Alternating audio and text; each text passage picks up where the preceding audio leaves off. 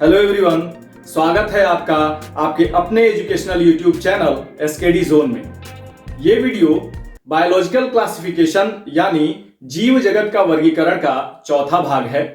पिछले वीडियो में हम लोगों ने डिस्कस किया था शेप के आधार पर बैक्टीरिया के प्रकार, जिसका लिंक आपको यहां आई बटन पे मिल जाएगा, वहां जाके आप उसको पढ़ सकते हैं। क्लियर? और अब क्या है कि इस वीडियो में हम लोग मुख्यतः डिस्कस करेंगे फ्लैजेला के आधार पर बैक्टीरिया के प्रकार। लेकिन उसके पहले हमको यह जानना होगा कि फ्लैजेला वास्तव में बैक्टीरिया में या बैक्टीरियल सेल में पाया कहां जाता है, और उसके लिए हमें सबसे पहले बैक्टीरिया के या बैक्टीरियल सेल के स्ट्रक्चर को स्टडी करना पड़ेगा। क्लियर?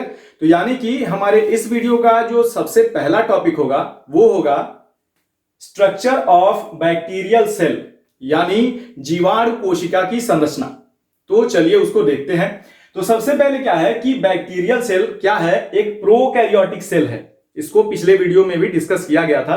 प्रोकैरियोटिक सेल है, इसका मतलब दो बातें अपने दिमाग में रख लीजिएगा। पहला ये कि प्रोकैरियोटिक सेल है, इसका मतलब न्यूक्लियर मेम्ब्रेन उसमें नहीं पाया जाएगा। जो भी न्यूक्लियस के अंदर होगा वो पूरा कहां? साइटोप्लाज्म में बिखरा होगा, पहला। दूसरा क्या है कि न्यूक्लियर मेम्ब्रेन तो एब्सेंट होगा ही, लेकिन उसके साथ ही साथ इसमें प्रोकैरियोटिक सेल में कोई भी मेम्ब्रेन बाउंड ऑर्गेनेल्स यानी झिल्लियों से घिरे हुए कोशिकांग भी इसमें नहीं पाए जाएंगे।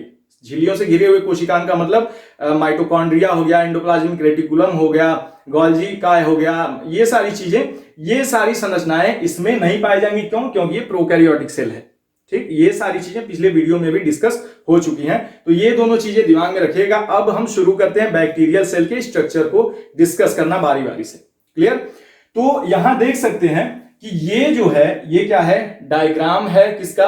बैक्टीरियल सेल का, उसका एक फिगर है। और इसको बनाते समय भिन्न भिन्न संरचनाओं को अलग अलग रंगों से बनाया गया है, ताकि आप जब इसे देखें तो सारी संरचनाएं क्लियरली समझ में आ जाएं और क्लियरली वो दिखें संरचनाएं। क्लियर?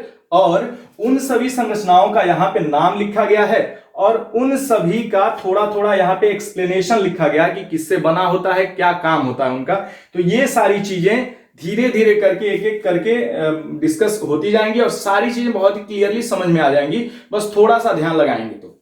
ठीक, तो चलिए देखते हैं क्या है। तो सबसे पहले क्या है कि बैक्टीरियल सेल का जो सबसे बाहरी आवरण होता है, जो रेड यहां रेड कलर से बनाया गया है सबसे बाहर की ओर, सबसे बाहरी आवरण जो होता है वो होता है कैप्सूल। जो सबसे बाहरी आवरण होता है बैक्टीरियल सेल का वो क्या होता है? वो होता है कैप्सूल।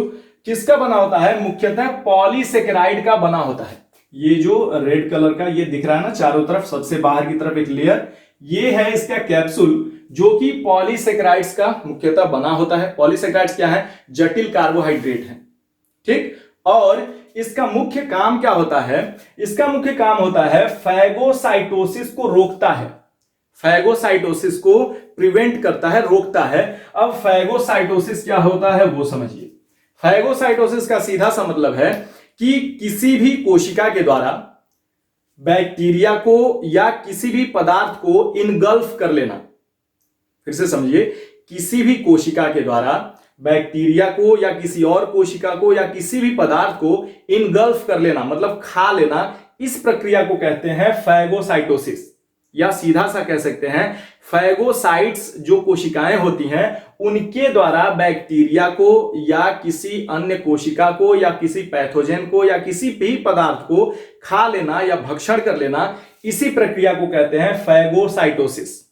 ठीक, अब फैगोसाइट्स क्या होते हैं? तो सीधा सा समझिए कि हमारी जो WBC की कोशिकाएं होती हैं, जो WBC होते हैं हमारे श्वेत रक्त कणिकाएं या कोशिकाएं कह सकते हैं, उनमें से कुछ कोशिकाएं ऐसी होती हैं जो हानिकारक बैक्टीरिया का या पैथोजन का भक्षण करती हैं, उन्हीं को फैगोसाइट्स कहते हैं।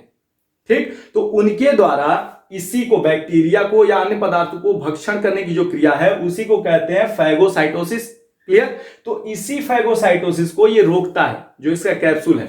यानी कि सीधा सा कह सकते हैं कि इस बैक्टीरिया को किसी भी फैगोसाइट्स के द्वारा खा लिए जाने से रोकता है। क्लियर? यानी कि सीधा सा आप कह सकते हैं कि इसके बीमारी उत्पन्न करने की क्षमता को क्या करता है? बढ़ाता है। जब इसको किसी को खाने नहीं देगा तो क्या करेगा, इसकी बीमारी को उत्पन्न करने की क्षमता को बढ़ाएगा, इसकी एबिलिटी को बढ़ाएगा बीमारी डिजीज उत्पन्न करने की। क्लियर?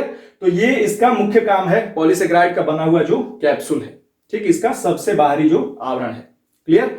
और साथ ही साथ एक छोटा सा काम ये और भी करता है कि कुछ हद तक इस बैक्टीरियल सेल को ये सूखने से भी रोकता है, यानी कि इसमें नमी बनाए रखता है चारों तरफ से। क्लियर? अब क्या है कि उसके अंदर जब आते हैं इस कैप्सूल के अंदर, तो ये मोटा सा जो लेयर दिख रहा है ना, ब्लू कलर से जो बनाया गया है, ये मोटा सा लेयर ये है सेल वॉल, यानी कि सीधा सा कह सकते हैं कि कैप्सूल के अंदर जो दूसरा आवरण होता है बैक्टीरियल सेल का, वो क्या होता है, सेल वॉल या कोशिका भित्ति। ठीक, वो किसका बना होता है, तो मुख्यतः पेप्टाइडोग्लाइकेन का बना होता है। उसी पेप्टाइडोग्लाइकेन को म्यूरिन भी कहते हैं। तो मुख्यतः पेप्टाइडोग्लाइकेन या म्यूरिन का बना होता है इसका सेल वॉल, बैक्टीरियल सेल का। ठीक, अब देखिए पेप्टाइडोग्लाइकेन क्या होता है, पिछले वीडियो में बताया गया था कि कार्बोहाइड्रेट और अमीनो एसिड से मिलकर के बना हुआ एक बहुलक है, एक पॉलीमर है, जो कि क्या है, पेप्टाइडोग्लाइकेन या म्यूरिन। ठीक, तो उसी का बना होता है। दूसरा क्या कि ये रिजिड होता है, कठोर होता है, इसीलिए इसका मुख्य काम क्या है, ये बैक्टीरियल सेल को एक निश्चित आकार देता है, एक प्रॉपर शेप देता है। किसको, इस बैक्टीरियल सेल को। क्लियर? अब क्या है कि सेल वॉल के अंदर जब आते हैं तो ये ब्लैक कलर से बनाया गया है, पतला सा झिल्ली नुमा आकृति देख रहे हैं आप लोग, ये पतला सा जो है ब्लैक कलर से, वो क्या है, वो है प्लाज्मा मेम्ब्रेन। यानी कि कह सकते हैं सेल वॉल के अंदर की तरफ जब जो तीसरा लेयर होता है, जो तीसरा आवरण होता है बैक्टीरियल सेल का, वो होता है प्लाज्मा मेम्ब्रेन या सेल मेम्ब्रेन। हिंदी क्या हो जाएगा इसका, जीव द्रव्य कला या जीव द्रव्य झिल्ली, या कह सकते हैं कोशिका झिल्ली या कोशिका कला। क्लियर? अब क्या है कि ये प्लाज्मा मेम्ब्रेन जो है वो बना होता है किसका, फॉस्फोलिपिड और प्रोटीन का बना होता है, और सेमी परमिएबल होता है। ये इसका नेचर क्या होता है, इसका नेचर होता है सेमी परमिएबल, ये होता है यानी अर्ध पारगम्य होता है। अर्ध पारगम्य या सेमी परमिएबल क्या होता है वो समझिए। सेमी परमिएबल का मतलब क्या है कि सेमी का मतलब होता है आधा, तो कुछ ही पदार्थ को ये अपने से आर पार आने जाने देता है, सभी पदार्थों को नहीं आने जाने देता। यानी सीधा सा कह सकते हैं जो बड़े बड़े मॉलिक्यूल हैं उनको रोक देता है, जो अति सूक्ष्म मॉलिक्यूल हैं उनको अपने से आर पार आने जाने देता है। ठीक, या एक लाइन में सीधा सा कह सकते हैं कि सेमी परमिएबल ये प्लाज्मा मेम्ब्रेन होता है। सेमी परमिएबल मेम्ब्रेन का मतलब यह है कि वह मेम्ब्रेन जो केवल विलायक के अणुओं को ही अपने से आर पार आने जाने देता है, विलेय के बड़े बड़े अणुओं को रोक देता है, उसी को कहते हैं सेमी परमिएबल मेम्ब्रेन। क्लियर? तो ये प्लाज्मा मेम्ब्रेन सेमी परमिएबल होता है और किसका बना होता है, फास्फोलिपिड्स और प्रोटीन्स का बना होता है।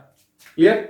अब क्या है कि इसके अंदर, हाँ इसके अंदर, इसके पहले जाएं, एक चीज और देखिए कि ये प्लाज्मा मेम्ब्रेन देख रहे हैं चारों तरफ ऐसे फैला हुआ है, एक जगह देख रहे हैं ये यहां अंदर की तरफ ये थोड़ा सा मुड़ गया है, तो ये पूरी की पूरी कोशिका में समतल ना होकर के एक जगह या एक दो जगह ये अंदर की तरफ फोल्ड होता है, अंदर की तरफ मुड़ा होता है, और उसी अंदर की तरफ मुड़ी हुई संरचना को क्या कहते हैं, मीजोसोम। यहां जो लिखा गया है मीजोसोम, यानी कि सीधा सा कह सकते हैं कि मीजोसोम वह संरचना है जो प्लाज्मा मेम्ब्रेन के इनर फोल्डिंग से, यानी अंदर की तरफ मोड़ होने से बनती है। तो मीजोसोम यहां वही लिखा गया है कि प्लाज्मा मेम्ब्रेन के इन फोल्डिंग से निर्मित होता है, अंदर की तरफ मुड़ने से निर्मित होता है, जैसा आप देख सकते हैं फिगर में बहुत सिंपली। ठीक, और इसका काम क्या होता है, रेस्पिरेशन में महत्वपूर्ण भूमिका निभाता है। श्वसन के समय और श्वसन में खास करके जो ऑक्सी श्वसन है उसमें महत्वपूर्ण भूमिका इसका होता है मीजोसोम का। इसके अंदर वो सभी आवश्यक एंजाइम भरे होते हैं जो रेस्पिरेशन या कह सकते हैं ऑक्सी जो श्वसन है उसके लिए आवश्यक होते हैं। सीधा सा कह सकते हैं कि वह काम जो यूकैरियोटिक कोशिकाओं में माइटोकॉन्ड्रिया करता है, कुछ हद तक इस प्रोकैरियोटिक कोशिका में ये मीजोसोम करता है। क्लियर? अब समझ में आ गया होगा। अब चलते हैं इसके अंदर, प्लाज्मा मेम्ब्रेन के अंदर। तो प्लाज्मा मेम्ब्रेन के अंदर जब आते हैं तो ये पूरा का पूरा जो भाग है ये वास्तव में क्या है, ये है साइटोप्लाज्म। यानी कि प्लाज्मा मेम्ब्रेन के अंदर क्या उपस्थित होता है, साइटोप्लाज्म या कोशिका द्रव्य।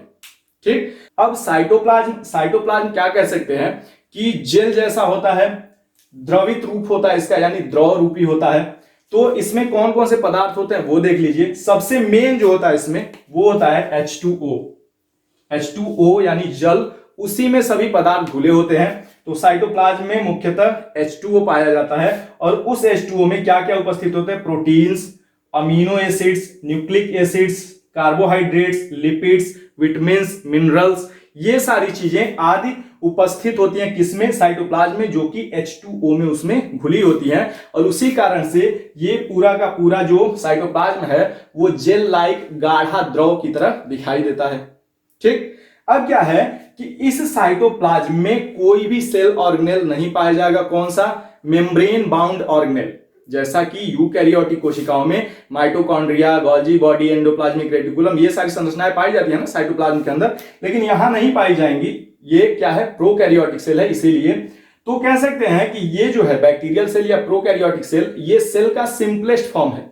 सबसे जो सिंपल फॉर्म होता है, सबसे सरल रूप सेल का, वो क्या है? ये बैक्टीरियल सेल या प्रोकैरियोटिक सेल। तो साइटोप्लाज्म में ये सभी जो पदार्थ हैं वो तो घुले रहते हैं, लेकिन कोई भी मेम्ब्रेन बाउंड ऑर्गेनेल्स नहीं पाया जाता है। हाँ, उसमें राइबोसोम पाए जाते हैं। राइबोसोम पाए जाते हैं, जो यहाँ छोटे छोटे कण बनाए गए हैं ना, कणिकामय होते हैं, कण जैसे, पार्टिकल जैसे होते हैं, तो वो राइबोसोम पाए जाते हैं। लेकिन यूकैरियोटिक में 80S टाइप के पाए जाते हैं, यहाँ पे कैसे? 70S प्रकार के पाए जाते हैं। और इन राइबोसोम का काम क्या है? वो प्रोटीन संश्लेषण करने के लिए वहां पे उपस्थित होते हैं, यानी कि प्रोटीन सिंथेसिस का काम ये राइबोसोम करते हैं। ठीक, जो कि 70S प्रकार के होते हैं। क्लियर? यहां तक चीजें समझ में आ गई होंगी। अब क्या है कि क्योंकि ये प्रोकैरियोटिक सेल है, बैक्टीरियल सेल, इसलिए इसमें क्या? न्यूक्लियर मेम्ब्रेन नहीं पाया जाएगा। तो जब न्यूक्लियर मेम्ब्रेन अनुपस्थित रहेगा तो न्यूक्लियस के अंदर जो भी पदार्थ हैं, मुख्यतः क्या है? आनुवंशिक पदार्थ, जो कि डीएनए है, वो इसी साइटोप्लाज्म में चारों तरफ बिखरा हुआ रहेगा, ऐसे ही, है ना। तो कह सकते हैं कि साइटोप्लाज्म के अंदर वह एक निश्चित भाग, जहां पर इसके जो बैक्टीरियल सेल है उसके आनुवंशिक पदार्थ डीएनए बिखरे हुए होते हैं, उसी भाग को कहते हैं न्यूक्लियोइड या केंद्रकाल। न्यूक्लियोइड या केंद्रकाल क्या होता है कि क्योंकि यहां पे न्यूक्लियर मेम्ब्रेन नहीं है, इसीलिए जो आनुवंशिक पदार्थ न्यूक्लियस के अंदर भरा होता है वो साइटोप्लाज्म में एक निश्चित भाग में फैला होता है। तो साइटोप्लाज्म के अंदर वह निश्चित भाग या वह निश्चित एरिया जहां पर इसके आनुवंशिक पदार्थ डीएनए बिखरे होते हैं, उस सभी एरिया को सम्मिलित रूप से क्या कहते हैं? न्यूक्लियोइड या केंद्रकाल कह सकते हैं। न्यूक्लियोइड को सीधा सा आप कह सकते हैं nucleus without nuclear membrane. Clear? अब क्या है, तो यहां वही लिखा गया कि न्यूक्लियर एरिया कंटेनिंग डीएनए, वह केंद्रक का वह परिक्षेत्र जहां पे क्या कंटेन करता है? ये डीएनए को कंटेन किया है, धारण किया है। ठीक, तो ये है न्यूक्लियोइड। क्लियर? अब क्या है कि इस आनुवंशिक पदार्थ जो डीएनए है, इसके अलावा भी इस साइटोप्लाज्म में अलग से एक छोटा सा सर्कुलर डीएनए पाया जाता है, जो यहां पे दिखाया गया है, जिसे प्लाज्मिड कहते हैं। जिसे प्लाज्मिड कहते हैं, यानी कि सीधा कह सकते हैं कि न्यूक्लियोइड के बाहर साइटोप्लाज्म में एक छोटा सा डीएनए अतिरिक्त पाया जाता है, उसे क्या कहते हैं? प्लाज्मिड कहते हैं। या यहां पे क्या लिखा गया? स्मॉल सर्कुलर डीएनए होता है, जो कि प्लाज्मिड कहलाता है। एक बैक्टीरियल सेल में ये प्लाज्मिड जो है वो एक या एक से अधिक पाए जा सकते हैं। क्लियर? अब क्या है कि इसके अंदर की सारी संरचनाएं तो हो गई बैक्टीरियल सेल के। अब इसके थोड़ा बाहर की तरफ चलते हैं, सतह की ओर चलते हैं। तो सतह की ओर देख रहे हैं, ये हेयर लाइक स्ट्रक्चर लंबे या फिर छोटे छोटे कई सारे दिख रहे हैं। ये क्या है वो देखते हैं। तो 3 संरचनाएं हैं यहां। 3 संरचनाएं कौन कौन सी हैं? फ्लैजेला है, पीली है और फिम्ब्री है। ये 3 संरचनाएं हैं। ये सभी जो हेयर लाइक स्ट्रक्चर दिख रहे हैं उनमें, तो इनको डिस्कस करते हैं। तो सबसे पहले क्या है कि बैक्टीरियल सेल के सतह पे क्या होता है कि हेयर लाइक या कह सकते हैं कि फिलामेंटस या धागे जैसी लंबी लंबी संरचनाएं पाई जाती हैं, एक या एक से अधिक हो सकती हैं। उनको फ्लैजेला कहते हैं। अपेक्षाकृत क्या होती हैं? लंबी होती हैं। यहां देख सकते हैं ये जो 2 बनाया गया है ना, ये क्या है? फ्लैजेला है। इसके बैक्टीरियल सेल के सतह से बाहर निकली हुई है। तो ये फ्लैजेला है और वास्तव में किसका बना होता है? फ्लैजेलिन नामक प्रोटीन का बना होता है। और इससे जो काम होता है वो क्या होता है, लोकोमोशन का काम होता है। यानी कि बैक्टीरिया जो लोकोमोशन करता है, जो गमन करता है, एक जगह से दूसरी जगह आता जाता है, वो इसी फ्लैजेला के सहायता से आता जाता है, जो कि किसका, फ्लैजेलिन का बना हुआ अपेक्षाकृत लंबी लंबी संरचना है, हेयर लाइक है या कह सकते हैं थ्रेड लाइक है। क्लियर। इस फ्लैजेला को हम लोग और डिटेल में अभी आगे पढ़ेंगे, इसकी संरचना को, फिलहाल अभी यहां इतना जानिए। क्लियर।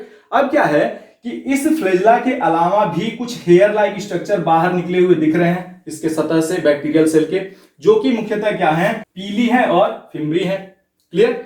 अब देखिए क्या है कि पीली और फिम्बरी ये कई जगह एक ही संरचना को दर्शाने के लिए दोनों नाम कॉमनली यूज किए जाते हैं, एक ही संरचना को दर्शाने के लिए, लेकिन इनमें संरचना में लगभग सेम ही दिखते हैं, लेकिन इनमें थोड़ा सा अंतर है। वो अंतर समझिए।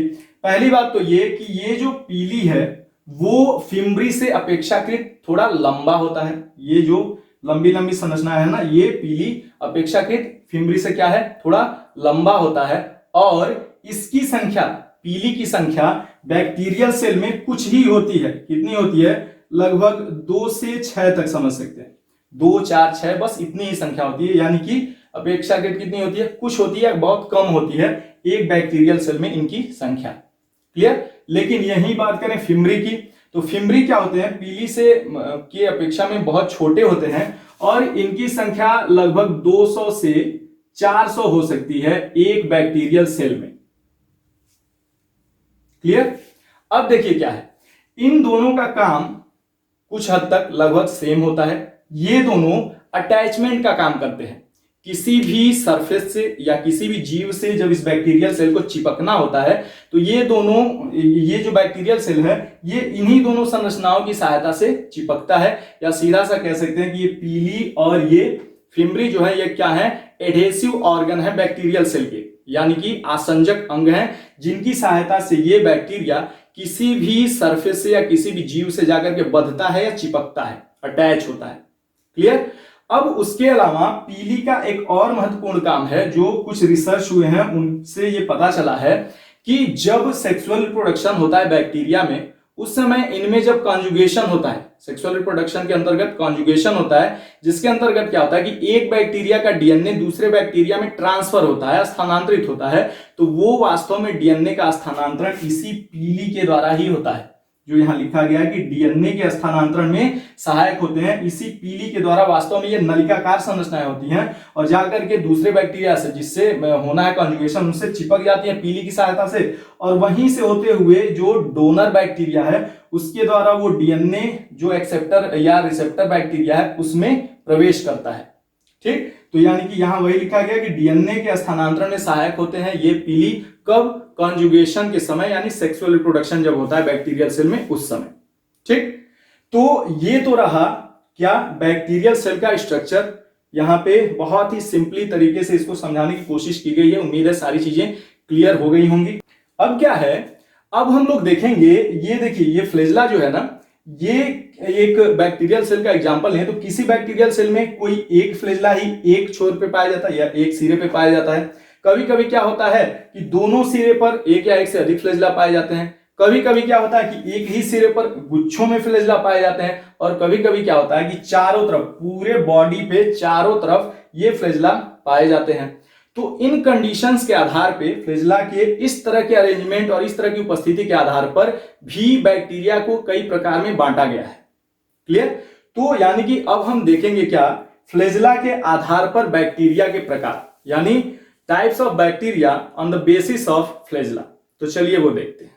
Types of bacteria on the basis of flagella, यानी फ्लैजेला के आधार पर बैक्टीरिया के प्रकार। तो सीधा सा है कि फ्लैजेला की अनुपस्थिति और उपस्थिति के आधार पर बैक्टीरिया मुख्यतः 2 प्रकार के होते हैं। पहला होता है एट्राइकस और दूसरा होता है ट्राइकस। तो एट्राइकस बैक्टीरिया वे बैक्टीरिया होते हैं जिसमें फ्लैजेला एब्सेंट होता है, और क्योंकि फ्लैजेला एब्सेंट होता है इसलिए वो नॉन मोटाइल होते हैं, एक जगह से दूसरी जगह आ जा नहीं सकते हैं, यानी गमन नहीं कर सकते, लोकोमोशन नहीं कर सकते हैं। क्यों? क्योंकि फ्लैजेला ही इनमें क्या होता है, लोकोमोशन करने वाला अंग होता है। तो जब वही नहीं है तो लोकोमोशन नहीं कर पाएंगे, तो यानी कि नॉन मोटाइल होते हैं। क्लियर। जैसा कि यहां डायग्राम में आप देख सकते हैं, ये एक बैक्टीरियल सेल का डायग्राम है जिसमें फ्लैजेला अनुपस्थित है। तो ये हो गया क्या, ए ट्राइकस बैक्टीरिया। क्लियर। दूसरा है ट्राइकस बैक्टीरिया। ट्राइकस बैक्टीरिया वे बैक्टीरिया होते हैं जिनमें फ्लैजेला प्रेजेंट होता है, यानी फ्लैजेला उपस्थित होता है। और क्योंकि फ्लैजेला उपस्थित होता है इसलिए ये गमन कर सकते हैं, यानी मोटाइल होते हैं, यानी एक जगह से दूसरी जगह आ जा सकते हैं, लोकोमोशन या गमन कर सकते हैं उसी फ्लैजेला की सहायता से। क्लियर। अब क्या है कि ये जो ट्राइकस बैक्टीरिया हैं इनमें फ्लैजेला की संख्या और अरेंजमेंट के आधार पर क्या है कि ये भी मुख्यतः 4 प्रकार के होते हैं ट्राइकस बैक्टीरिया। पहला क्या होता है, मोनोट्राइकस बैक्टीरिया, दूसरे लोफोट्राइकस बैक्टीरिया, तीसरा एम्फीट्राइकस बैक्टीरिया और चौथा होता है पेरीट्राइकस बैक्टीरिया। क्लियर। एक एक करके अब डिस्कस करते हैं। तो पहला क्या है, मोनोट्राइकस बैक्टीरिया। मोनो का मतलब होता है एक, तो सीधा सा है कि जब बैक्टीरियल सेल के एक सिरे पर केवल एक फ्लैजेलम उपस्थित होता है, फ्लैजेलम का वो है एक वचन है फ्लैजेला का, तो जब वो बैक्टीरियल सेल के किसी एक सिरे पर केवल एक फ्लैजेलम उपस्थित होता है तो उसे कहते हैं मोनोट्राइकस बैक्टीरिया। यहां आप डायग्राम में देख सकते हैं ये बैक्टीरियल सेल है और एक सिरे पर केवल एक फ्लैजेला उपस्थित है। क्लियर। अगला है लोफोट्राइकस बैक्टीरिया। तो इसमें क्या है कि जब बैक्टीरियल सेल के एक सिरे पर फ्लैजेला गुच्छे में उपस्थित होते हैं, यहां पे केवल एक सिरे पर केवल एक फ्लैजेला था, यहां लोफोट्राइकस में क्या है, एक ही सिरे पर है लेकिन गुच्छे में है फ्लैजेला, तो उसे क्या कहेंगे, लोफोट्राइकस बैक्टीरिया कहते हैं। और यहां आप डायग्राम में देख सकते हैं कि ये बैक्टीरियल सेल है और यहां क्या है, एक सिरे पर गुच्छे में ये फ्लैजेला दिखाया गया। क्लियर। अगला है एम्फीट्राइकस बैक्टीरिया। तो इसमें क्या है कि बैक्टीरियल सेल के, जब बैक्टीरियल सेल के दोनों सिरों पर, अभी तक ये दोनों में क्या था, एक सिरे पर ना, तो इसमें क्या है कि जब बैक्टीरियल सेल के दोनों सिरों पर एक या एक से अधिक फ्लैजेला उपस्थित होते हैं तो उसे एम्फीट्राइकस बैक्टीरिया कहते हैं। जैसा कि ये डायग्राम में देख सकते हैं, ये बैक्टीरियल सेल है और ये दोनों सिरों पर एक या एक से अधिक फ्लैजेला उपस्थित हो सकते हैं, जैसा कि डायग्राम में दिखाया गया है। क्लियर। और लास्ट है पेरीट्राइकस बैक्टीरिया। पेरीट्राइकस का मतलब क्या है कि जब बैक्टीरियल सेल के चारों तरफ, यानी कि उसके बैक्टीरियल सेल के चारों तरफ फ्लैजेला उपस्थित होते हैं तो उसे क्या कहते हैं, पेरीट्राइकस बैक्टीरिया।